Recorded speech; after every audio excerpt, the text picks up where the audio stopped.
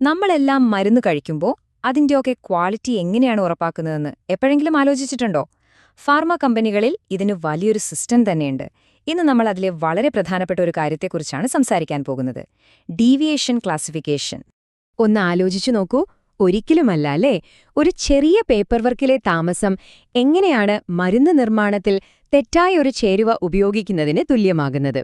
ഈ ഒരു ചോദ്യം തന്നെയാണ് നമ്മൾ ഇന്ന് ചർച്ച ചെയ്യാൻ പോകുന്ന വിഷയത്തിന്റെയെല്ലാം അടിസ്ഥാനം. എല്ലാ തെറ്റുകളും ഒരുപോലെയല്ല. ഒരു ക്വാളിറ്റി മാനേജ്മെന്റ് സിസ്റ്റത്തില് ഈ വ്യത്യാസം മനസ്സിലാക്കുക എന്നത് വളരെ വളരെ പ്രധാനമാണ്. മരുന്ന് നിർമ്മാണത്തിൽ സംഭവിക്കുന്ന ഇത്തരം പിഴവുകളെയാണ് നമ്മൾ ഡീവിയേഷൻസ് എന്ന് പറയുന്നത്. ഇവയെ അതിന്റെ ഗൗരവമനുസരിച്ച് തരംതിരിക്കുന്നത് രോഗികളുടെ സുരക്ഷയ്ക്കും മരുന്നിന്റെ ഗുണനിലവാരത്തിനും ഏറ്റവും അത്യാവശ്യമായ ഒരു കാര്യമാണ്. അപ്പോ നമുക്ക് ഈ വിഷയത്തിലേക്ക് കുറച്ചുകൂടി ആഴത്തിലൊന്ന് ഇറങ്ങിച്ചെല്ലാം. അപ്പോ ഇന്ന് നമ്മൾ എന്തൊക്കെയാണ് നോക്കാൻ പോകുന്നതെന്നല്ലേ? ആദ്യം തന്നെ എല്ലാ തെറ്റുകളും എന്തുകൊണ്ട് ഒരുപോലെയല്ല എന്ന് നമ്മൾ മനസ്സിലാക്കും. അത് കഴിഞ്ഞ് ഡീവിയേഷന്റെ 3 പ്രധാനപ്പെട്ട തലങ്ങളെക്കുറിച്ച് പഠിക്കും. പിന്നെ ഈ തരംതിരിവ് എങ്ങനെയാണ് ശരിയായ നടപടികളിലേക്ക് നയിക്കുന്നതെന്ന് നോക്കും. അതിനുശേഷം റിപ്പോർട്ടിംഗിന്റെ പ്രാധാന്യം മനസ്സിലാക്കും. അവസാനം എന്തുകൊണ്ടാണ് ഈ ഒരു പ്രോസസ്സിനെ ക്വാളിറ്റി സിസ്റ്റത്തിന്റെ ഹൃദയം എന്ന് വിളിക്കുന്നതെന്നും നമ്മൾ കണ്ടെത്തും. അതായത്, ഒന്ന് ചിന്തിച്ചു നോക്കൂ, ഒരു ചെറിയ പിഴവ് അത് ചിലപ്പോൾ മരുന്നിനെ ഒട്ടും തന്നെ ബാധിക്കുന്നുണ്ടാവില്ല. പക്ഷേ വേറെ ചില പിഴവുകളോ? അത് ചിലപ്പോൾ രോഗികളുടെ ജീവന് വരെ അപകടമായേക്കാം. അപ്പോ ഇത് രണ്ടും രണ്ടായിട്ട് തന്നെ കാണണ്ടേ?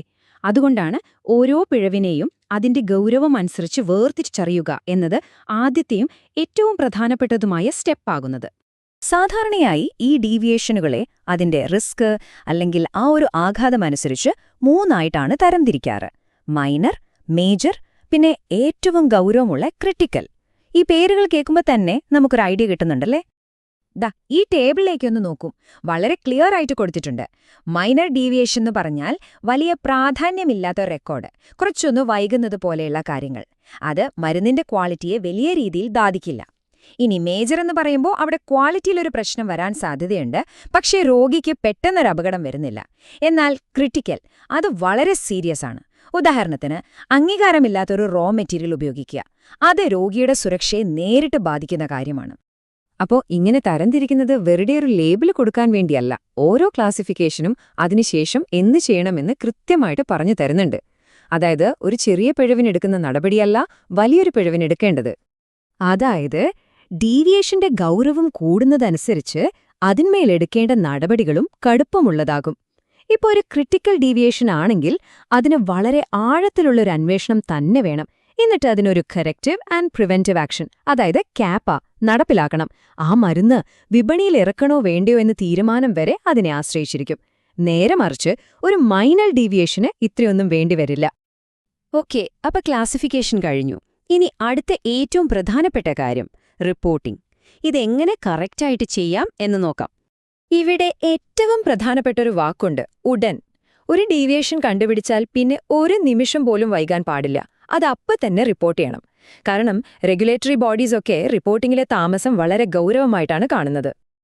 അപ്പോ ഒരു നല്ല റിപ്പോർട്ടിൽ എന്തൊക്കെയാണ് വേണ്ടത്? നമുക്ക് നോക്കാം. 1. എന്താണ് സംഭവിച്ചത്? 2. എവിടെ, എപ്പോൾ? 3. ആരാണ് ഇത് കണ്ടുപിടിച്ചത്? 4. കണ്ടുപിടിച്ച ഉടനെ എന്ത് ആക്ഷൻ എടുത്തു? പിന്നെ ഏറ്റവും പ്രധാനമായി, ഇത് ആ പ്രോഡക്റ്റിനെ എങ്ങനെ ബാധിക്കാൻ സാധ്യതയുണ്ട്?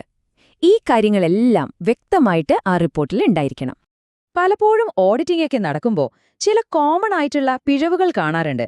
അവ എന്തൊക്കെയാണെന്ന് നമ്മൾ അറിഞ്ഞിരിക്കണം. ഉദാഹരണത്തിന്, ഒരു മേജർ ഡീവിയേഷനെ മൈനറായിട്ട് ക്ലാസിഫൈ ചെയ്യുക, റിപ്പോർട്ട് ചെയ്യാൻ താമസിക്കുക, അന്വേഷണം ശരിക്കും നടത്താതിരിക്കുക, പിന്നെ ശരിയായ കാരണം എന്താണെന്ന് കണ്ടുപിടിക്കാതെ തന്നെ ആ കേസ് ക്ലോസ് ചെയ്യുക. ഇതൊക്കെ ഒഴിവാക്കേണ്ട കാര്യങ്ങളാണ്. ഇതുവരെ നമ്മളിതിന്റെ ഓരോ സ്റ്റെപ്പുകളാണ് കണ്ടത്. പക്ഷേ എന്തിനാണ് ഈ പ്രോസസ് മൊത്തത്തിൽ ഇത്രയധികം പ്രാധാന്യമുള്ളതാകുന്നത്? എന്തുകൊണ്ടാണ് ഇതിനെ ക്വാളിറ്റി സിസ്റ്റത്തിന്റെ ഹൃദയമെന്ന് വിളിക്കുന്നത്? നമുക്ക് നോക്കാം. ഇതിന്റെ ഏറ്റവും വലിയൊരു ഗുണമെന്താണെന്നറിയോ? ഡീവിയേഷനുകൾ ഇങ്ങനെ കൃത്യമായിട്ട് കൈകാര്യം ചെയ്യുമ്പോൾ കമ്പനിക്ക് അതിന്റെ സമയവും ഊർജവും ഏറ്റവും പ്രധാനപ്പെട്ട കാര്യങ്ങളിൽ ഫോക്കസ് ചെയ്യാൻ പറ്റും. അതായത്, ചെറിയ ചെറിയ പ്രശ്നങ്ങളുടെ പിന്നാലെ പോവാതെ രോഗികളുടെ സുരക്ഷയെ ശരിക്കും ബാധിക്കാൻ സാധ്യതയുള്ള കാര്യങ്ങളിൽ ശ്രദ്ധ കേന്ദ്രീകരിക്കാൻ ഇത് സഹായിക്കും. ചുരുക്കി പറഞ്ഞാൽ ഡീവിയേഷനുകൾ ശരിയായി കൈകാര്യം ചെയ്യുന്നത് ക്വാളിറ്റി മാനേജ്മെന്റ് സിസ്റ്റത്തെ നിയന്ത്രണത്തിൽ നിർത്താൻ സഹായിക്കുന്നു. ഇതുതന്നെയാണ് നമ്മളുടെ ആത്യന്തികമായ ലക്ഷ്യവും. അപ്പൊ പോകുന്നതിന് മുൻപ് ഒരു ചോദ്യം.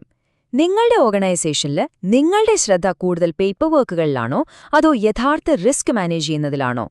ഇതൊന്ന് ആലോചിച്ചു നോക്കുക. അടുത്ത തവണ പുതിയൊരു വിഷയവുമായി വീണ്ടും കാണാം. നന്ദി.